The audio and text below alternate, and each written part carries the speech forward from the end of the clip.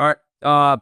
Coaches, thank you guys for hanging on. My name is PJ Gibbs. I'm the defense coordinator at Community School Naples, down here in Naples, Florida. So, I'm the author of the Fast and Physical Defense, and have had a tremendous amount of help from Coach Stewart and All Access Coaching in the process of doing all this stuff. And um, honored to be on here. And I'll have my workbook coming out pretty soon.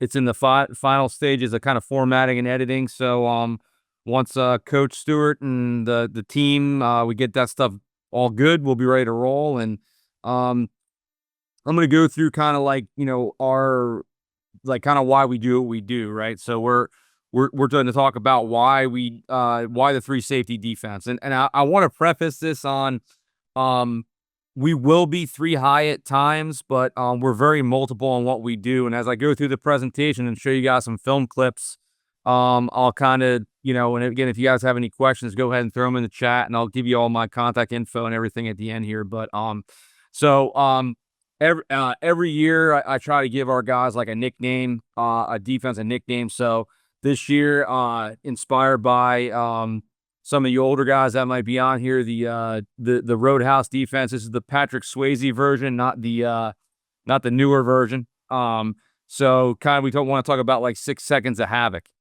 Why the three safety defense? Okay, so really for us, it's about numbers, right? More so, I mean, down here in Florida, we see a lot more 10 and 11 personnel than maybe some of you guys see, depending on where you're at. But we want to be 3 over 2, 4 over 3. We want to be able to get our athletes on the field. We want speed. We want to be able to force the ball east and west, create as much havoc as possible in those 6 seconds after the snap. And I think for us, like the next 2 points kind of go together: simplicity in our fronts and our calls, and being able to disguise out of that simplicity. So being able to adjust and pressure as much as we do. I think last year and the year before we were over 70% pressure. The thing is, like where I come from the 4-3 defense.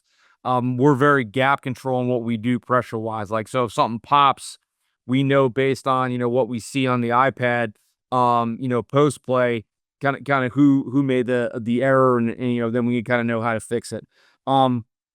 One of the things that I really stress to our guys, and has stressed to our guys for a while, is we're going to take the attitude of we're going to dictate to the offense. So many of the RPO teams and these spread teams are like, we're going to do this, and you guys, I'm like, that's great, but the mindset for us going into the season and every week is we're going to be the ones that dictate to you, and we're going to be physical. We're going to run to the football. We're going to give you a bunch of problems in what we do. And I think the more that you express that to your kids, I think the more obviously they will buy into it. And obviously with that comes success. We've been, I've had the defense for over 5 years now. We've been, out of the last 5 years, I have the #1 defense in Southwest Florida for 2 of those 5, and in the top 5, the other 3.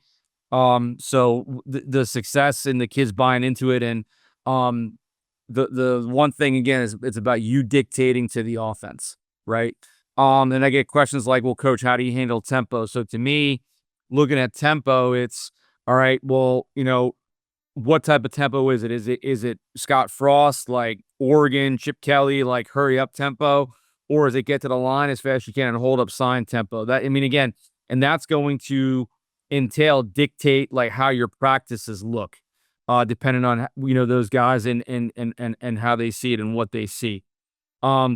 So, and then in our base install, which I'll go over with you guys, we do have motion checks. They get more intricate as the time goes on. But the thing is, it's about going back to that first point. It's about that extra hat, those extra numbers against those spread teams. And we'll have a motion check to the Viper. We'll have a motion check away from the Viper.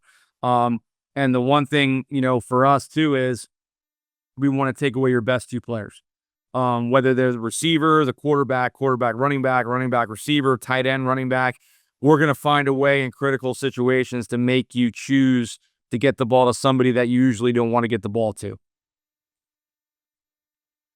Now again, so we have a naming system, and this what we'll use for our spring install, but as you guys are going to see as you get into the defense, everything is kind of married together. So like our 3 down Baylor front, or 4 down Georgia, our penny front in Florida, our bear is bear, Badger is like a bastardized version of bear. How we treat empty.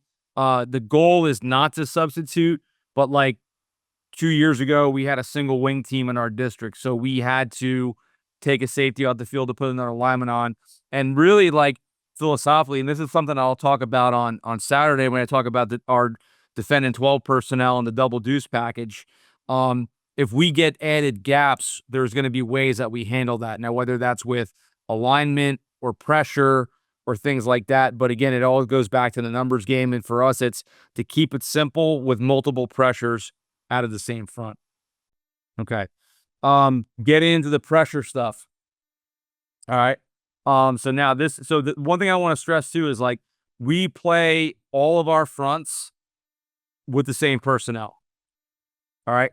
What I will say is we use the jack. You guys have to determine who you want walking up. You want the Mike or the jack.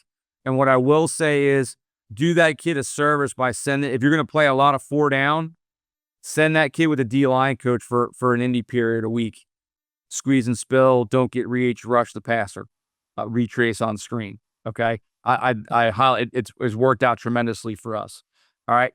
But this is our Panther pressure. Now, what I love about this is Bama and Panther for us are the same pressure. It's just where do we want the Viper to go? All right. So right now it's 3-by-1. Okay. We're going to get a wide 6 edge rush, the nose. So basically here, the jack is going to walk up. We're going to stem and kick these guys to the right. All right. And we're going to get a twist game up here. Nose is going to get this A gap. Now the tackle's got to make a choice. He kicks out. Viper's going to come clean, or if this guard steps down, somebody's coming clean.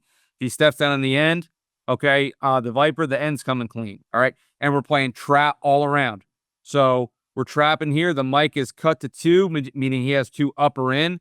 The Rover is cut to 3. Now, what you could do to make this an advantage for you is what we'll do is we'll plus it. So he'll basically be in like a 60. He'll be in a 10 because we're trapping here. So this corner is a run force, and it doesn't have him hanging, right? So that's kind of our thought process behind that. But now, if you wanted to run Bama, the Viper would be here, and the Jack and the Viper always go opposite in Bama and Panther. So that's kind of like a key for your guys. If they hear Bama or Panther, if I'm the Jack and I'm going up, I got to always know I'm going opposite the Viper.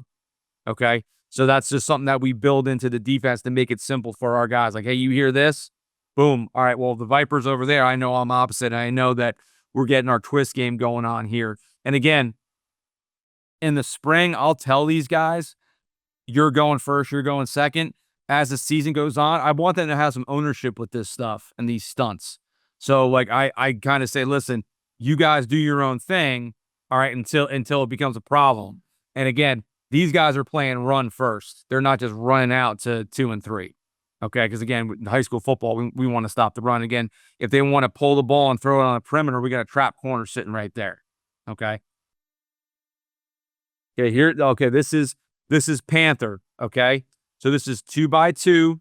All right. Passing strengths to our defensive left because he's a right-handed quarterback. All right. So you're going to see we're going to get the twist up front here.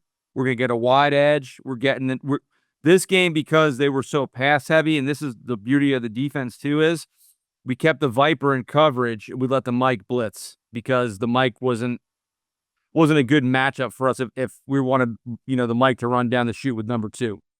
You're going to see the Rover coming here late. You're going to see the corners. And the thing is, one of the things I forgot to mention in the opening is we, for the most part, start everything pressed too high with our defense. No matter what coverage we play, down in distance, obviously later on the game will dictate different, but I don't want the kids thinking. I don't want to think of it. I don't want them thinking at all. Here's your trap corner. Right? We'll go show that again. Rover's got cut to 2. Okay, safety's over top. Right? 54 gets a little tighter here. He's in business. Probably gets his own sack.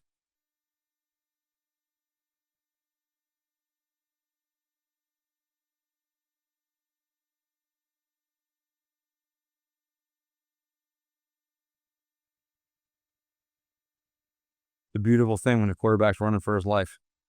Here's a good coaching point too, is that this end right here supposed to be a wide edge guy. He takes this guy on thick, gives up the edge. He goes through the outside shoulder of 15. He's getting a sack, or 55's getting it.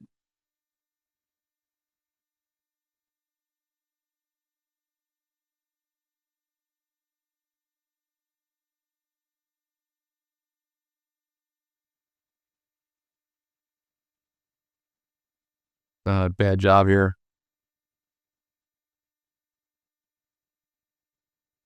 Six got to do a better job here. I'd rather as some, I'd rather see him playing catch man here, to be honest.